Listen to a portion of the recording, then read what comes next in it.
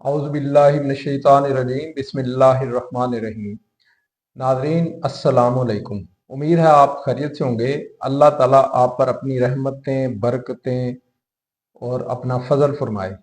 ناظرین، آج کے اس پروگرام کے اندر ہم رمضان المبارک کے آخری عشرہ کے حوالے سے بات کریں گے، اور یہ عشرہ جو ہے یہ جہنم سے نجات کا عشرہ ہے، جہنم سے آزادی کا عشرہ ہے۔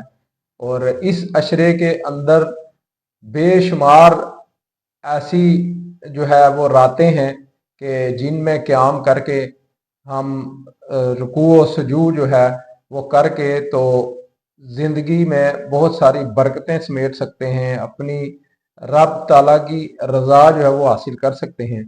تو آج کے اس عشرہ کے حوالے سے ہم فراز احمد صاحب سے جو ہے وہ معلومات حاصل کریں گے اور کوشش کریں گے کہ ہم اس عشرے کی فضیلت اور اس کی برکتوں کو مزید بہتر انداز میں سمیٹ سکیں۔ تو فراز صاحب السلام علیکم۔ وعلیکم السلام ورحمۃ اللہ وبرکاتہ۔ فراز صاحب، آج کے اس پروگرام کے اندر ہمیں جو ہے تفصیلاً بتائیں کہ اس عشرے کے اندر جہنم سے ہم نجات کیسے حاصل کر سکتے ہیں، قبر کی جو مشکلات ہیں ان سے جو ہے وہ کس طرح سے ہم نجات پا سکتے ہیں۔ تو اس حوالے سے ہمیں مکمل اور مفصل معلومات ہمارے ناظرین کو دیں۔ بسم اللہ الرحمن الرحیم۔ جیسے کہ آپ نے سوال کیا کہ ہم جہنم سے آزادی کیسے حاصل کر سکتے ہیں، اور رمضان المبارک کا تیسرا عشرہ اپنی رحمت بخیر ہے اور جہنمیوں کو جہنم سے آزادی کے پروانے جاری کر رہا ہے۔ سب سے پہلے تو ہم لوگوں کا، ہم مسلمانوں کا ایک عقیدہ ہے کہ جو موت ہے اور زندگی یہ اللہ تبارک و تعالیٰ کی طرف سے ہے، اور جیسے کہ اللہ تبارک و تعالیٰ نے سورہ عبس میں آیت نمبر 21 میں ارشاد فرمایا ثم اماتہ فاکبرہ، یعنی کہ پھر اسی کی طرف موت دی جائے گی اور اس کو قبر میں رکھوایا جائے گا، پھر اس کو موت دی جائے گی، پھر اس کو قبر میں رکھوایا جائے گا۔ یعنی کہ اس آیت میں اس بات کی وضاحت کی گئی کہ موت جو ہے نا وہ اللہ کی طرف سے ہے، پھر اس کو قبر میں رکھوایا جائے گا۔ اور حضرت مجاہد رحمۃ اللہ علیہ فرماتے ہیں کہ قبر کیا چیز ہے، قبر کیا چیز ہے اور یہ انسان سے کیا تقاضا کرتی ہے اور کیا کلام کرتی ہے۔ قبر نے کہا کہ میں نا اپنے اندر کچھ خوبیاں رکھتی ہوں، اور انسان کو اس چیز کے بارے میں آگاہ کر رہی ہے کہ میں نا ایک تنگی کا گھر ہوں۔ قبر کہتی ہے میں ایک تنگی کا گھر ہوں، میرے اندر بڑی وحشت ہے، میرے اندر اندھیرا ہی اندھیرا ہے، اے بندے جب تو اس کے اندر آئے تو اس کے بارے میں تیاری کر کے آنا۔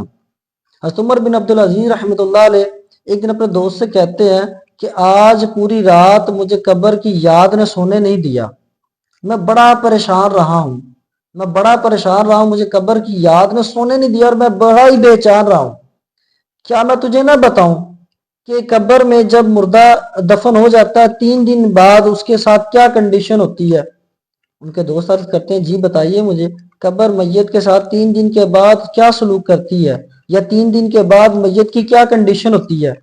عمر بن عبدالعزیز فرماتے ہیں کہ قبر میں نا سب سے پہلے کیڑے مکوڑے اس کے جسم کو کھا جاتے ہیں، اس کے جسم میں کیڑے مکوڑے آ جاتے ہیں، پھر اس کے جسم میں پیپ آ جاتی ہے، چہرے پہ جسم پہ پیپ آ جاتی ہے، پھر اس کے جسم میں جو کفن ہوتا ہے وہ بسیدہ ہو جاتا ہے۔ پھر عمر بن عبدالعزیز فرماتے ہیں کہ یہ وہی انسان ہوتا ہے جس کے ساتھ اس کے ساتھ رہنے والے لوگ بڑی محبت کرتے ہیں، زندگی میں بڑی الفت کرتے ہیں، ان کے ساتھ یارانہ ہوتا ہے، اس کے ساتھ جینے مرنے کی قسمیں کھائی ہوتی ہیں کہ بھائی تیرے بنا ہم کچھ نہیں کر سکتے۔ عمر بن عبدالعزیز فرماتے ہیں اگر 3 دن بعد وہ اس میت کا حال دیکھ لو تو وہ دور بھاگ جائے گا، وہ دور بھاگ جائے گا۔ اس کی کنڈیشن کیسی ہے؟ فرمایا کہ یہ زندگی میں ہوتا ہے تو اس کے جسم سے کبھی اس طرح کی بدبو نہ آتی جو قبر میں اس کے پاس آ رہی ہوتی ہے، اور اس کا کفن جو اس طرح بسیدہ ہو چکا ہے زندگی میں کبھی وہ اس طرح کا کپڑا نہ پہنتا۔ اس کے بعد یہاں پہ تو عمر بن عبدالعزیز نے بتایا نا قبر میں میت کے ساتھ کیا ہوتا ہے۔ ایک دفعہ عمر بن عبدالعزیز نے یہ بھی کہا کہ قبر نے مجھے خود بتایا، قبر نے مجھے خود بتایا کہ میں میت کے ساتھ کیا کرتی ہوں۔ ایک دفعہ عمر بن عبدالعزیز کسی میت کے کسی جنازے میں شریک ہوئے اور قبرستان گئے. جب وہاں پہ قبرستان گئے تو ایک سائڈ پہ جا کے قبر کے پاس بیٹھ گئے. ایک ساتھی نے آ کر پوچھا اے عمر کیوں پریشان ہے؟ عمر بن عبدالعزیز کیوں پریشان اور کیا سوچ رہا ہے؟ انہوں نے آگے سے فرمایا کہ مجھے قبر نے آج خود کہا کہ عمر بن عبدالعزیز تو مجھ سے پوچھتا کیوں نہیں کہ میں قبر والے یعنی کہ میت کے ساتھ کیا سلوک کرتی ہوں؟ تو عمر بن عبدالعزیز نے کہا کہ جی بتائیے آپ کیا کرتی ہیں؟ عمر بن عبدالعزیز کو قبر کہنے لگی کہ میں سب سے پہلے اپنے اندر آنے والے کے کفن کو پھاڑ دیتی ہوں، کفن کو پھاڑ دیتی ہوں، پھر اس کے بعد اس کے جسم کو کھا جاتی ہوں. یہ کہنا تھا کہ پھر اس کے بعد قبر خود دوسرا سوال کرتی ہے. عمر بن عبدالعزیز سے کہتی ہے کیا تم مجھ سے یہ نہیں پوچھے گا کہ اس کے جو باڈی کے جوائنٹس ہیں، یہ جو جوائنٹس ہیں ان کے ساتھ میں کیا کرتی ہوں، یہ جوڑوں کے ساتھ میں کیا کرتی ہوں؟ تو فرمایا کہ جی بتائیے اس کے ساتھ بھی کیا کرتی ہیں؟ تو قبر کہتی ہے میں ہاتھ کی اس ہتھیلی کو کلائی سے علیحدہ کر دیتی ہوں اور پنڈلی کو ٹخنوں سے علیحدہ کر دیتی ہوں اور قدموں سے ان تمام جوائنٹس کو علیحدہ علیحدہ کر دیتی ہوں. یہ بات سننی تھی کہ عمر بن عبدالعزیز اتنا روئے اتنا روئے اتنا روئے کہ روتے روتے ان کو غشی طاری ہوگی اور وہیں پہ بے ہوش ہو گئے. تو یہ زندگی میں انسان کو یہ چیز یاد رکھنی چاہیے کہ قبر تو انسان کو بتاتی رہتی ہے میرے اندر یہ چیزیں ہیں. اب اس کے بارے میں انسان کیا تیاری کر کے آتا ہے، جو تیاری کرے گا وہی جہنم کے یعنی کہ آزادی پائے گا. اور اس بات کی آگاہی میں حضور علیہ الصلوۃ والسلام نے بھی فرمایا کہ حضرت عبداللہ بن عبید فرماتے ہیں کہ حضور علیہ الصلوۃ والسلام نے فرمایا کہ جب انسان کو قبر میں اتارا جاتا ہے اور جو لوگ اتار کے جا رہے ہوتے ہیں تو میت قبر میں اٹھ کے بیٹھ جاتی ہے اور میت جو دفنانے والے ہوتے ہیں ان کے قدموں کی آہٹ کو سنتی ہے اور سننے کے بعد قبر اس کو کہتی ہے کہ کیا تجھے میں نہ بتاؤں کچھ چیزیں؟ کہا کیا؟ کہا کہ کیا تجھے نہیں پتا تھا کہ میرے اندر تنگی ہے؟ تجھے نہیں پتا تھا میرے اندر وحشت ہے؟ کیا تجھے نہیں پتا تھا میرے اندر کتنی ہولناکی ہے؟ اگر تجھے ان تمام چیزوں کا پتا تھا تو کیا تو سجد و سجود کا نور لے کر آیا تھا کہ تجھے آج اندھیرا محسوس نہ ہو؟ کیا تو اپنے رب کریم کے نبی حضور علیہ الصلوۃ والسلام کے حضور اتنا درود پاک پڑھا تھا کہ آج تجھے وحشت محسوس نہ ہو؟ کیا تو زندگی میں اتنا اکڑ اکڑ کے چلتا تھا؟ کیا تجھے اس چیز کا نہیں پتا تھا کہ تیرے لیے قبر بھی تنگ کر دی جائے گی؟ کیا تجھے ان چیزوں کا نہیں معلوم تھا؟ اگر تجھے یہ ساری چیزیں معلوم تھی تو پھر تو کیا تیاری کیا کر کے آیا؟ تیاری کیا کر کے آیا؟ تو یہ تمام کی تمام چیزیں انسان کے ساتھ ڈائریکٹ ریلیٹ کرتی ہیں. حضرت عائشہ صدیقہ رضی اللہ تعالیٰ عنہ سے مروی ہے کہ حضرت عائشہ فرماتی ہے کہ جس آدمی نے دن میں اور رات میں صرف 20 دفعہ قبر کو یاد کیا نا، 20 دفعہ قبر کو یاد کیا تو اللہ کے محبوب نے ارشاد فرمایا کہ اس کا کل حشر میں جو انجام ہوگا وہ شہیدوں کے ساتھ ہوگا. یعنی کہ صرف قبر کو یاد کرنا ہے. اور یہ یاد رکھیے گا کہ قبر کو یاد کرنا کوئی چھوٹی چیز نہیں ہے. قبر کو یاد کرنے سے انسان کا دل نرم ہوتا ہے. قبر کو یاد کرنے سے کیا ہوتا ہے؟ انسان کسی کے اوپر ظلم و زیادتی نہیں کرتا. قبر کو یاد کرنے سے انسان کی قبر کی منزلیں آسان ہو جاتی ہیں. اور ہم کئی بزرگان دین کے بارے میں یہ روایات تو سنتے ہیں کہ جیسے کہ حضرت عطا سلمی رحمت اللہ علیہ کے بارے میں مشہور ہے کہ جب بھی وہ قبرستان میں جایا کرتے تھے تو قبر والوں کے ساتھ بات کیا کرتے تھے اور کہتے تھے کہ ہائے تمہیں موت آ گئی ہے، تم لوگوں نے اپنے اعمال کو دیکھ لیا ہے، ہائے افسوس کل عطا بھی آئے گا، ہائے افسوس کل عطا بھی آئے گا. اور اسی طرح مشہور ہے کہ حضرت حشام اگر کبھی بھی قبرستان سے ان کا گزر ہو جائے تو وہ جب رات کو گھر آتے یا کسی ٹائم بھی گھر میں آتے تو پھر کبھی بھی گھر میں اپنی لائٹس کو نہیں جلاتے، یعنی کہ جو چراغ تھا اس کو گل کیا رکھتے. اور کسی نے پوچھا کہ آپ گھر میں اندھیرا کیوں رکھتے ہیں؟ کہتے کہ میں آج قبرستان سے آیا ہوں اور آج مجھے قبر کے اندھیرے کی یاد ستاتی ہے تو میں اس یاد کو برقرار رکھنے کے لیے گھر میں کبھی بھی روشنی نہیں کرتا. تو یعنی کہ یہ ہمارے اسلاف کا طریقہ رہا ہے. بلکہ حضرت محمد بن سماک رحمۃ اللہ علیہ فرماتے ہیں کہ میں ایک دفعہ قبرستان میں گیا اور میں نے ایک قبر کے اوپر کتبہ دیکھا جس کے اوپر لکھا نہ تھا کہ فلاں آدمی فلاں سن کا مرا. تو وہاں پہ ایک شعر لکھا ہوا تھا. اس شعر کا مفہوم تھا کہ آج میرے چاہنے والے جب بھی میرے پاس سے گزرتے ہیں تو ایسے گزرتے ہیں کہ جیسے مجھے جانتے ہی نہیں ہیں، جیسے کہ مجھے جانتے ہی نہیں ہیں. اور عجب ہے کہ میری جائیداد میں سے اپنا حصہ لینے کے باوجود، اس میں لطف اندوز ہونے کے باوجود مجھے انجان کر دیا اور ایسے کر دیا ہے کہ جیسے زندگی میں کبھی مجھے جانتے ہی نہیں تھے، زندگی میں مجھے کبھی جانتے ہی نہیں تھے۔ تو اللہ تبارک و تعالیٰ نے قرآن مجید کے اندر بھی فرمایا کہ جو موت کا ذائقہ ہر کسی نے چکھنا ہے، کل نفس ذائقۃ الموت، ہر نفس نے موت کا ذائقہ چکھنا ہے۔ جب یہ بات واضح ہے تو پھر گھبرانا کس بات کا، اور پھر اس کی تیاری کیوں نہیں ہم لوگ کرتے؟ بلکہ ایک مشہور روایت میں یہ بھی آتا ہے کہ حضرت وہب بن منبہ رحمۃ اللہ علیہ فرماتے ہیں کہ ایک بادشاہ تھا، اللہ تبارک و تعالیٰ نے اس کو بہت ساری نعمتوں سے نوازا تھا، بہت ساری نعمتوں سے نوازا تھا، لیکن تھا وہ ناشکرا۔ ایک دفعہ اس نے اعلان کیا اپنے وزیر کو، کہتا کہ آج میں اپنی پوری سلطنت کا وزٹ کرنا چاہتا ہوں، پوری سلطنت کا دورہ کرنا چاہتا ہوں، تو اس کی تیاریاں کی جائیں۔ بادشاہ کے حضور ایک کپڑا لایا گیا، سوٹ لایا گیا، تو بادشاہ نے اس کو ریجیکٹ کیا۔ بادشاہ کہتا ہے کہ مجھے یہ سوٹ پسند نہیں ہے، کوئی دوسرا لے کر آؤ۔ جب دوسرا لایا گیا تو بادشاہ اس کو بھی ریجیکٹ کر دیتا ہے۔ بادشاہ کے ذہن میں یہ تھا کہ آج میں نے پوری سلطنت کا دورہ کرنا ہے، تو پوری سلطنت مجھے دیکھے گی، میرے کپڑوں کو دیکھے گی کہ بادشاہ ہے، اس کا لباس ٹھاٹ باٹ والا ہونا چاہیے۔ لیکن بادشاہ کو کیا پتا تھا کہ اس چیز کی کوئی قدر و قیمت نہیں ہے۔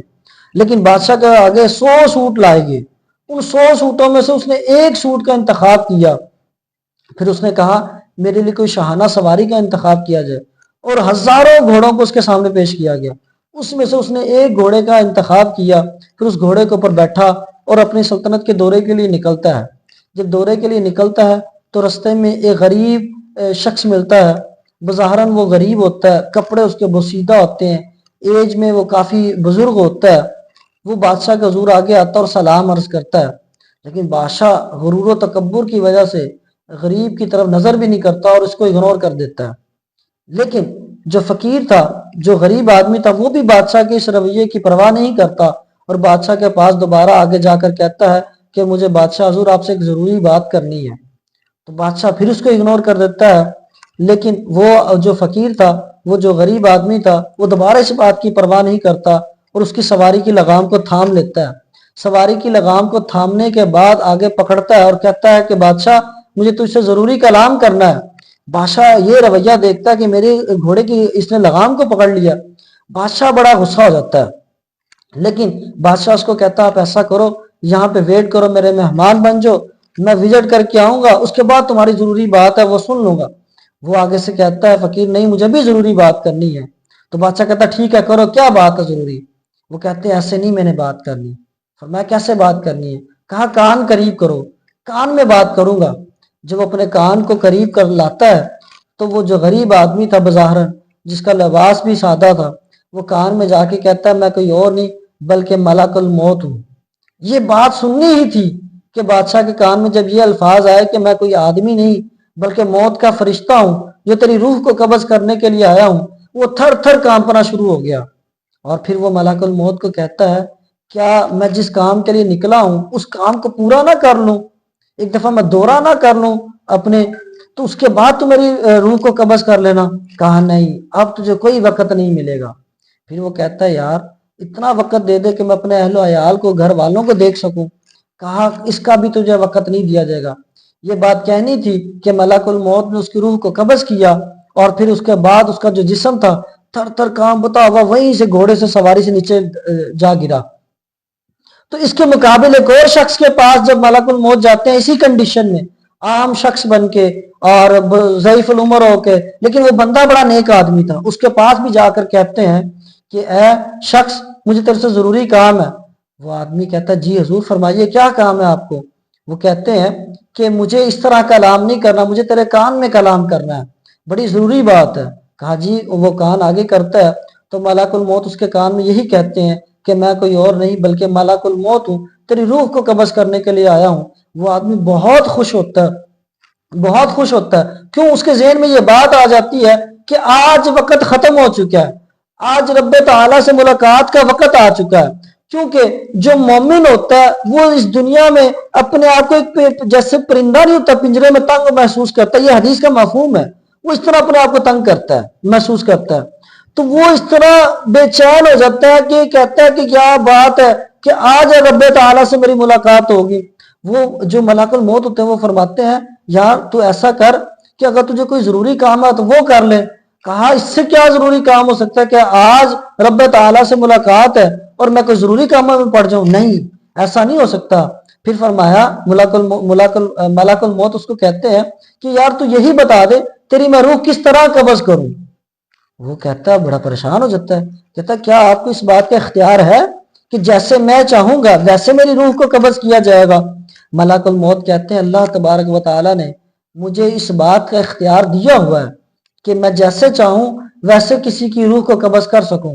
پھر وہ آدمی کہتا ہے کہ میں جب نماز کی حالت میں ہوں اور رکن اعظم یعنی کہ سجدے کی حالت میں ہوں تو تب میری روح کو قبض کرنا۔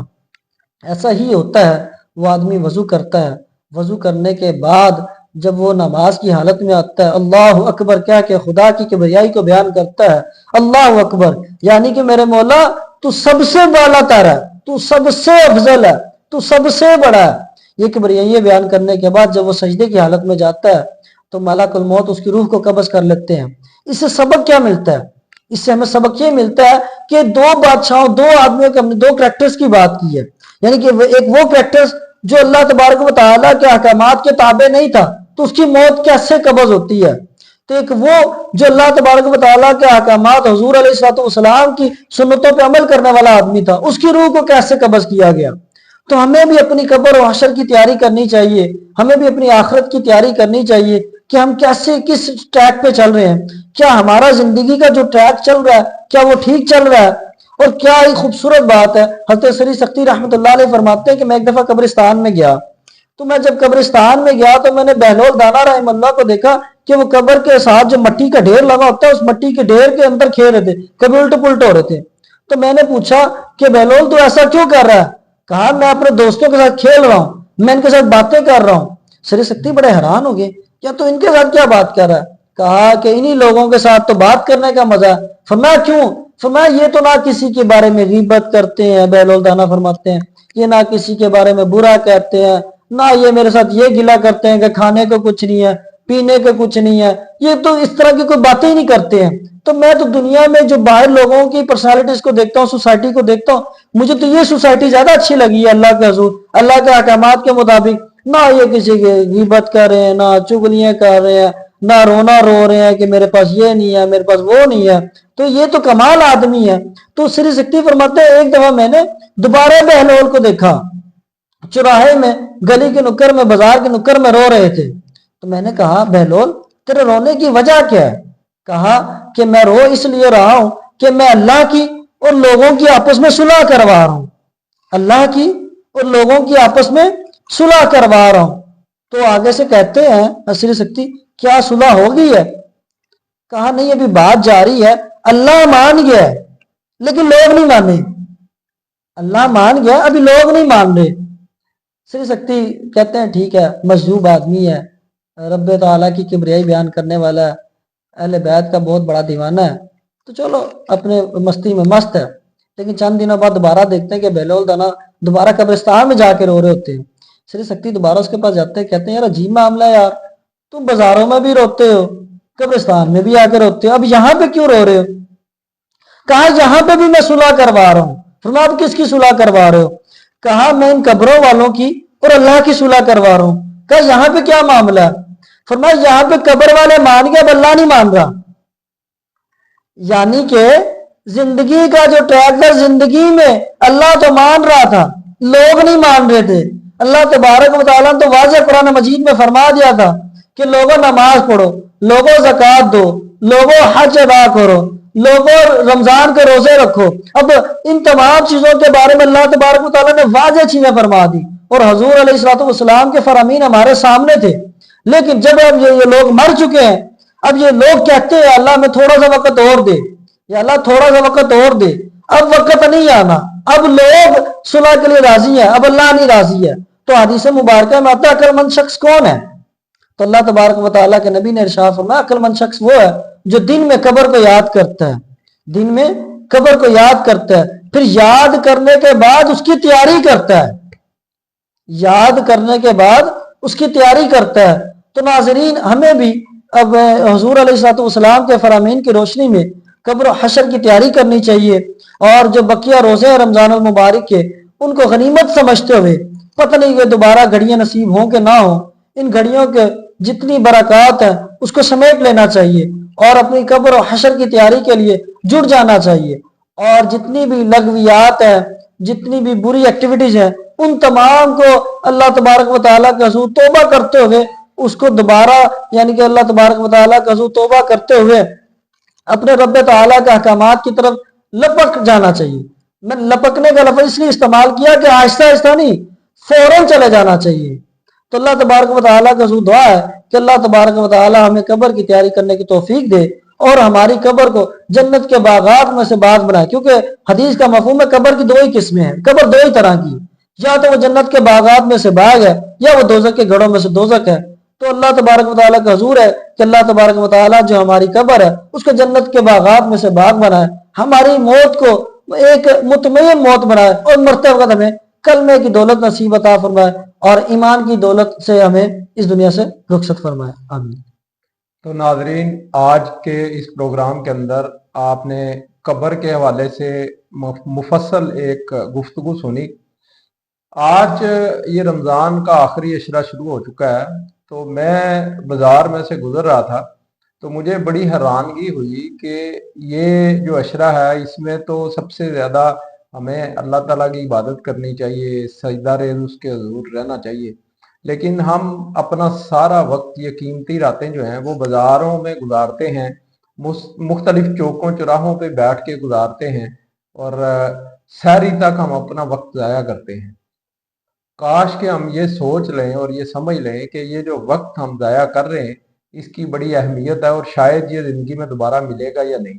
तो रमज़ान की इन बाबरकत रातों में बाज़ारों का रुख करने की बजाय अपने घर में बैठे मसल्ले पे बैठकर अल्लाह ताला की खुशनुदी हासिल करने के लिए ज़्यादा से ज़्यादा जो है इबादत करें, ज़्यादा से ज़्यादा अपने जो गुनाह हैं, अपनी जो आपकी कमियाँ कोताहियाँ हैं, वो अल्लाह के हजूर जो है उनसे जो है वो माफ़ी तलब करें। और अल्लाह ताला की ज़ात बेनियाज है, जैसे फराज साहब ने बताया कि अल्लाह ताला जो है जब तक हम जिंदा हैं तब तक वो हमें जो है वो गुंजाइश अल्लाह ताला ने दी हुई है, और जब हम इस दुनिया से चले जाएंगे तो फिर हमें माफ़ी का तलबगार बनने की जो हमारे पास अथॉरिटी है ये मैसर नहीं होगी। अब तो हम अल्लाह को राज़ी कर सकते हैं और अपना जो एक अच्छा मकाम है वो हासिल कर सकते हैं, लेकिन अगर आज ऐसा नहीं करेंगे तो पछतावा ही हमारे हाथ लगेगा। तो इसी के साथ इजाज़त दीजिए, इंशाल्लाह मुलाकात होगी अगले प्रोग्राम में। अल्लाह हाफिज़।